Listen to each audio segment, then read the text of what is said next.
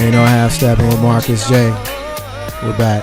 Thank you so much for staying with us on MixLR. We see y'all out there, and we see the people that have joined us on the Vision Quest Radio website where we're broadcasting tonight. So we appreciate everybody that's hung in there with us. And that was a great interview. Definitely glad Miss Beverly took the opportunity to join us here on Ain't No Half Steppin' with Marcus J. And it was an honor to talk with her here on the air. At this time, we're going to go ahead and do our missing and or exploited child as we do every single week. And this week's missing and exploited child is Aleem Duda Farmer. Aleem Duda Farmer. Date of birth is October 23rd, 1998. He's been missing since last week, February 1st, 2013. He's 14 and missing from Burtonsville, Maryland. He's a black male, stands 5'7", 160 pounds with black hair and brown eyes. Once again, he's missing from Burtonsville, Montgomery County in Maryland. He was last seen wearing a brown jacket. If you've seen Aleem Duda Farmer, please contact the National Center for Missing and Exploited Children on their website, missingkids.com, or contact them by phone at 1-800-LOST, 1-800-843-5678. Please bring young Aleem Duda Farmer home. Ain't no half stepping with Marcus J. A couple things I want to get into in this segment we like to call What the Hell. A couple of real quick things. The first thing that I wanted to get into, I don't know if anybody had seen the I don't even know how to introduce this one. Forrest Whitaker. Forrest Whitaker. Forrest Whitaker. You heard the story. I haven't. You have not. No, okay. Well, listen, and then respond. All right. Okay. I won't get into the whole thing. I just will kind of set it up for the listeners and for Lissa P. And then Lissa P, I want to get your opinion on this first, since you haven't had a chance to formulate one or get it organically. But yes. But basically, Forrest Whitaker is being apologized to now over an incident in which he was stopped and frisked in a store. Apparently, he goes into a store called Milano Market, somewhere in New York, and he'd gone in there, decided that he didn't see anything that he liked, so he bounced. But apparently, one of the store employees thought that there was a reason to stop Mr. Whitaker and basically run his pockets and make sure that he didn't walk out with something that he didn't pay for. Forrest Whitaker. This is a guy who has won Oscars and all kinds of awards and been again, in movies. What was this at again? It's a market in New York City. Oh, he so was in. He's in well town. known. So he was in town filming a movie, and I guess he was just deciding he was going to kind of walk around the neighborhood, and he popped into this store, and he decided it was nothing in the store that he wanted, so he bounced. And him leaving, the guy said, hold up. Let me check you because I think you might have something. Obviously, he didn't. Now, here's the thing. I talked about this with a few people, one of them being my cousin Terry, who I always like to have great conversations with. And won't get into much of what she says since she's not here to kind of give her own opinion, but she's the one that I've talked to the most about this. And Forrest was a good sport about it. And he didn't want to shine any negative light on them. And based on what I heard from Forrest's position, he would have been just fine with this story never having hit the wire, us never knowing about it. Maybe he did boo something. Well, I believe he let it go. Come on now. Forrest Whitaker let it go, and the only promise that he asked was that the people there be more sensitive to other people who may look like they up to no good and may actually be fine. Don't be judging folk just upon how they look. That was all he asked. So listen, P, I'll ask you your opinion now that you've kind of heard the story. What's your thoughts on that? I think he took the right way. I feel like that he did just letting it go. Now, I heard you say that you would handle it differently. Why? Because of Black History Month. Shut up, yo. So what about if it happened March 1st? Well, it's not Black History Month. The dude that owned it on March 1st would have got his ass whooped a lot less. I mean, I'm just saying. I mean, he got frisked. Of course, mistaken identity, whatever he may have thought. But Forrest Whitaker knew to take the upper hand and take the mature, manly route and just let it go. I mean, he got frisked, he found nothing. So really, who looks dumb? Hats off to Forrest. I somewhat understand that, and let me just read the quote from the folks there at the market before I ask Carlton and Grizzy their opinions, and then I'll give mine. It was around lunchtime. The store was packed. The employee refused to give his name. Quote, we were like 50 deep. The person walked in and out real quickly, so our person just made a mistake. The employee apologized immediately. It was an honest mistake. I've been here 14 years, and nothing like this has ever happened before. Give me first. No, but he tried to rob him. Everybody knows who Forrest Whitaker is. Right. That's why I had to ask you, where did this take place?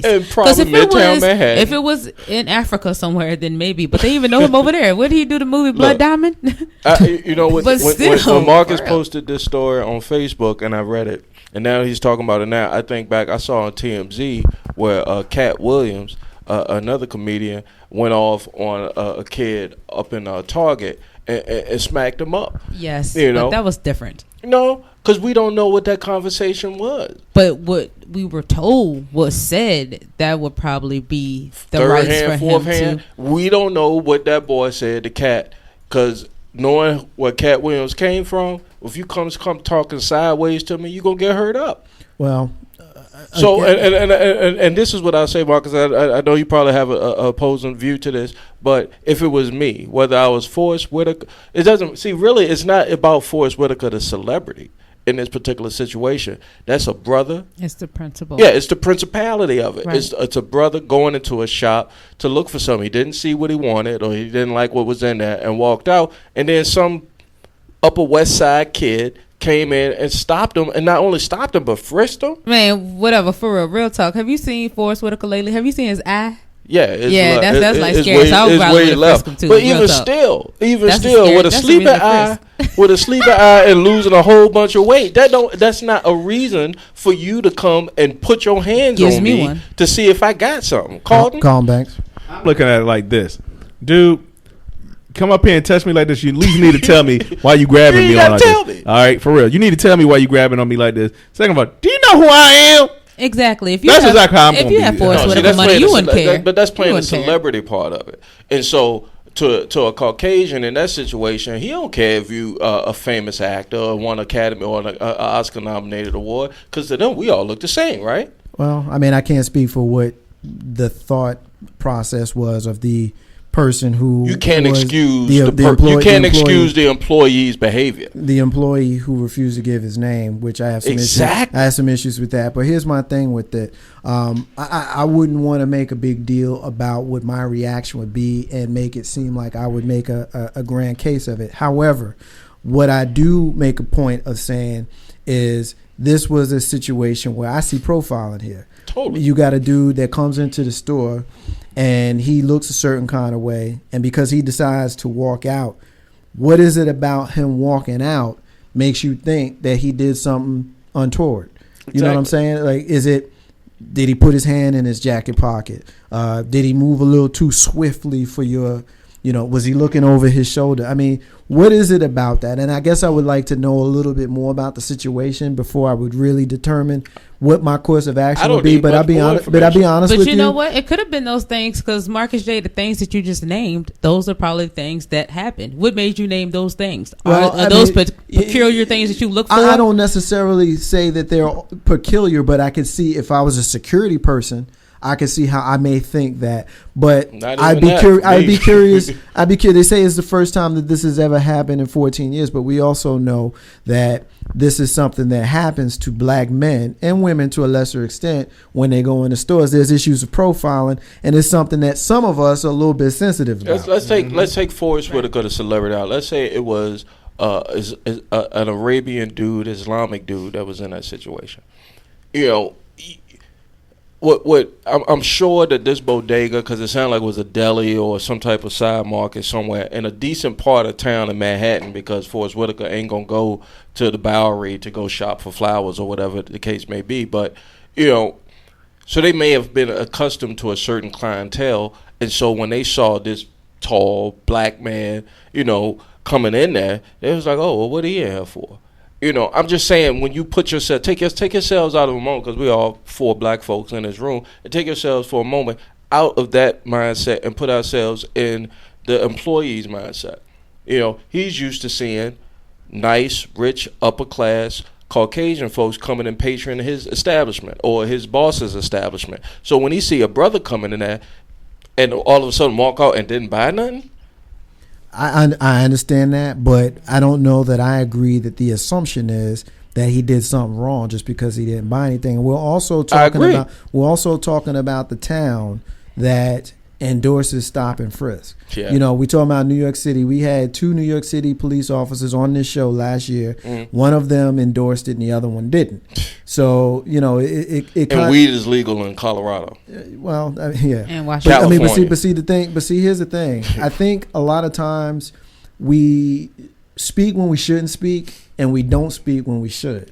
And when we have a situation where you've got profiling, we wouldn't even know this story if it wasn't Forrest Whitaker. So my question is, how often does this happen? Now, he can go on record and say that this is the first time in 14 years that this happened. But that's inexcusable though for him to say. To me, that's like saying I got black friends. Yeah. Exactly. That like it's irrelevant.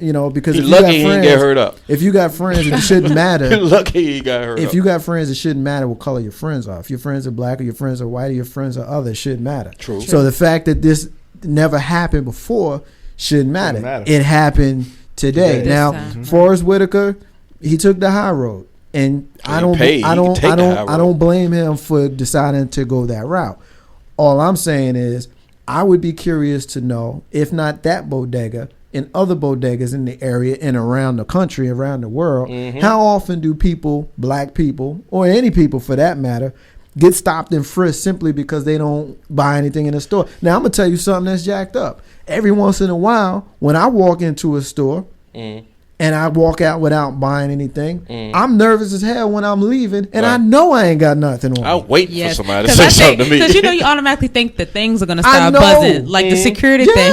I know. Something on you. I know I'm clean. I know that I haven't stolen anything. You stereotype yourself. I know. I'm a that just goes to show how bad it is. But you know what it is, though. But you know what it is that it's the brainwashing and the cultural conditioning that we all are subjected to that makes us feel as though that we've done something wrong when we know we haven't. Now, we've been culturally conditioned, and it's unfortunate. I went into Walgreens the other day to buy chapstick, and chapstick, the one that I like, wasn't in the front. So I had to go, and you laugh, but this is real talk. You need so I had to go. So I had to go. Listen. I had to go up to the aisle to get it, the one that I like, right? And there was only 2 of them there, so I bought both of them. But they're so small, they just fit inside your hand. So I'm literally walking through the store, holding it out, basically. So and it was unconscious, and I caught myself. What the hell am I doing? Because you're a VA. But see, you're in the South. But the point that I'm making is we are culturally conditioned to assume that they will assume that we dirty. And we see an example of it with a celebrity who is recognizable by probably everybody else in that store except for that one person. Right. And let me just say 2 things on that. One, to put it, Grizzy, where you're trying to take it, I know. I feel like because Forrest Whitaker, he is a celebrity, that's why he didn't go off. Yeah. Because he know he would have his things to jeopardize, his name to be tarnished. I feel like if he was not Forrest Whitaker, if he was Forrest White from BK, I think he would have took it to him for real. So I really think it is. I give it to it seriously because thinking about his name. And then number 2, I think my question was, who actually brought this story up? If he didn't bring it up, who brought it up? Yeah, that's a good question. And I guess I'd have to look it up and see how that story actually hit. Probably somebody. No. Because my a patron. It's probably a patron. It's more than likely a patron. And how long ago did it happen? Or didn't it was just in the last week. Yeah. Oh, okay. All right. But to be honest, it had to be a patron because of the simple fact. If Forrest didn't bring it up, the store didn't bring it up, who that leave? The patrons. A gossip or somebody that saw someone put it on TMZ or something like that. But I mean, it's still that had to be said. Like Marcus J pointed on, how many times has this happened where it wasn't a Forrest Whitaker celebrity type dude, you know, and there's a lot of people of color that's in New York City getting stopped and frisked just by walking down the street. I lived in New York. I know how it feels to be eyeballed like that. Now, I'll tell you this, and I know we said, you know, it's a little black thing, but I was talking to one of my buddies Friday night playing a little poker. No, Saturday, playing a little poker. I know Saturday you play poker with. And we had mentioned comic books. We got on the subject of comic books, and we talked about frequenting a particular comic book store here. He said the dude did him like that, and he was white. What comic book store was it? I don't want to give them no credit. You can't put it I out can't there. put them out there. But it was just like, I always had that same thinking when I went into this store. The store is like the size of this room. Right. I mean, it's just a little. It's a so they think here, you little midsection, and you're just walking around. You're walking in a big square circle. So I mean, dude, you seeing me the whole time. But that's what the guy said to me. He's like, he felt the same way. You're scaring off. In that example, if I'm an owner, of a business owner, and everybody that comes to my store, because I covet so much my material, and I'm sitting there eyeballing you, that's not really inviting to somebody to come into my store. That's like running away customers. I don't get that. But Carlton like to brush over it. But it's pretty much, it's black and white. It's simple as black and white.